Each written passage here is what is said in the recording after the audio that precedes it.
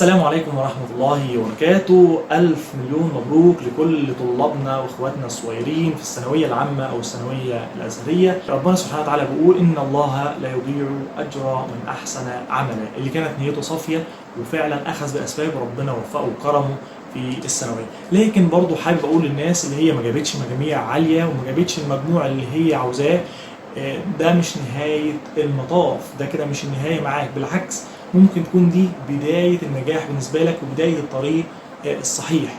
في مقولة كنت بسمعها زمان وبدأت أصدقها فعلا، إن بيقول لك أن تكون قمة في كلية قاع خير من أن تكون قاع في كلية قمة. أولا أصلا ما فيش حاجة اسمها قمة وقاع، لكن احنا في مصر عندنا هنا بدأنا نعمل كليات قمة وكليات قاع، والكلام ده حصل مشاكل طبعا.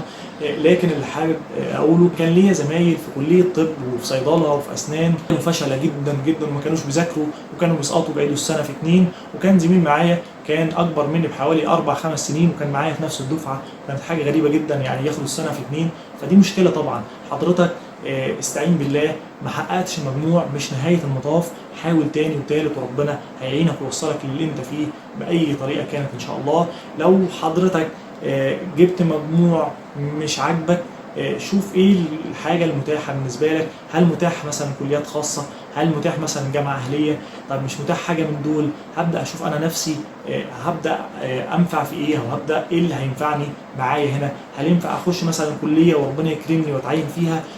ابقى انا كده حققت انجاز كبير جدا. انا في وجهه نظري لو واحد دخل كليه عاديه، اي كليه عاديه ايا كانت ايه هي الكليه، وبقى معيد فيها ودكتور في الجامعه، افضل جدا جدا من واحد دخل طب بشري وفشل وسقط ونجح بالعافيه وعدى يعني بالزق. ده طبعا اللي في المعيد في الجامعه افضل منه 100 مره. ده عندي انا شخصيا وعندي ناس كتير برضو، ده الافضل بالنسبه لحضرتك.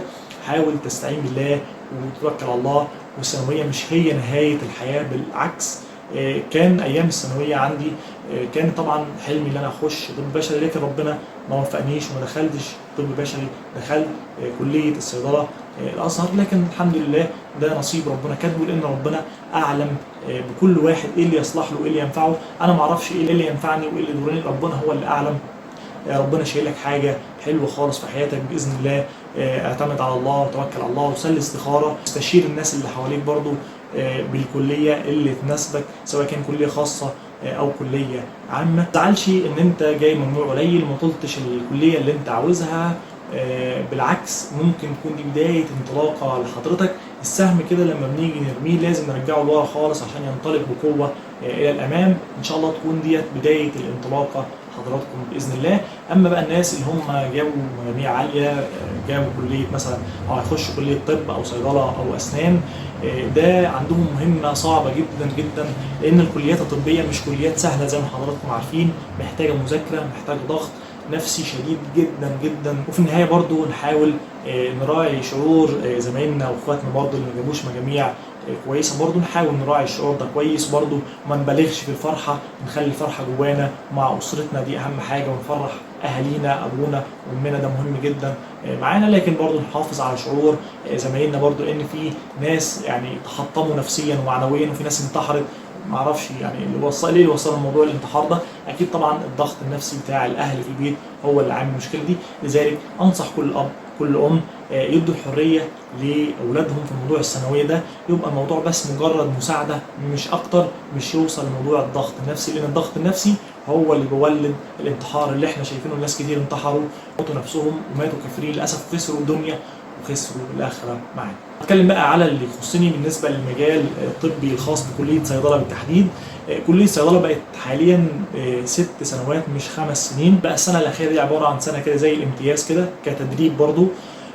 الصيدله اليومين دول للاسف ما بقاش لها تكليف، وده المشكله اللي قابلت الدفعه اللي بعدنا. احنا الحمد لله كان اخر دفعه في التعيين، لكن الدفعه اللي بعد كده شالوا لغوا من عليها التكليف، لغوا من على كل الكليات الطبيه سواء كان طب او صيدله او اسنان. لكن الله اعلم ممكن يحصل في الامور تغيير برضه، ما نعرفش الايام الجايه هيبقى فيها ايه. لكن بصراحه كليات الصيدله من الكليات الجميله جدا، للي هيخشها وهيكون حاببها هيستفاد منها كتير جدا جدا. ونصيحه، اوعى حد يخش كليه وما يكونش حاببها، حتى لو كليه طب، لا خش انت الكليه اللي انت حاببها واللي تقدر تبدع فيها واللي تقدر توصل منها لحاجه ما حدش وصل لها قبل كده. ان انت تكون مختلف في المجال اللي حضرتك فيه ده مهم جدا، ولازم حضرتك تكون مختلف عن اي حد معاك، سواء كان في مجال، في طب، في صيدله، في اسنان، في كليه علوم، في كليه تجاره، في ايا كان انت فين، لازم تكون مختلف عن اللي حواليك عشان يبقى ليك دور في المجتمع. لان المجتمع بقى فيه زحمه جدا في المجالات الطبيه وفي اي مجالات تانية بقى فيه زحمه كتير جدا، واللي مختلف عن الناس هو ده اللي هيكون افضل وهيكون اميز بينهم. اتمنى لكم التوفيق. اي حد عاوز يستفسر عن اي حاجه بالنسبه لكليه صيدله يخش ويتواصل معايا.